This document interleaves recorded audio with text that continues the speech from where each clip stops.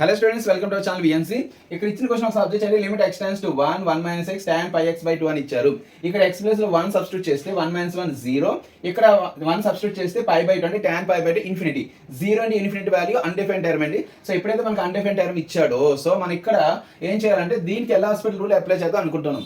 L hospital rule apply చేయాలంటే మనకి 0/0 format కానీ ఇన్ఫినిటీ బై ఇన్ఫినిటీ ఫార్మేట్ కానీ ఉండాలి. కానీ ఇక్కడ న్యూమరేటర్ బై డినామినేటర్ లేదు కాబట్టి ఫస్ట్ అలా కన్వర్ట్ చేసుకోవాలండి.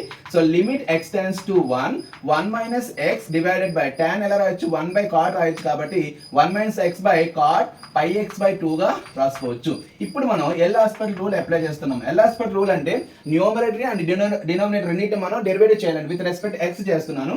So limit x tends to 1 కి డెరివేటివ్ 0 మైనస్ x కి డెరివేటివ్ 1. మరి cot కి డెరివేటివ్ ఏమవుతుందండి minus cosecant square pi x by 2, మళ్ళీ pi x by 2 కి సబ్ డెరివేటివ్ ఫైండ్ అవుట్ చేస్తే pi by 2 అవుతుంది. ఇప్పుడు x ప్లేస్ లో 1 సబ్స్టిట్యూట్ చేయండి.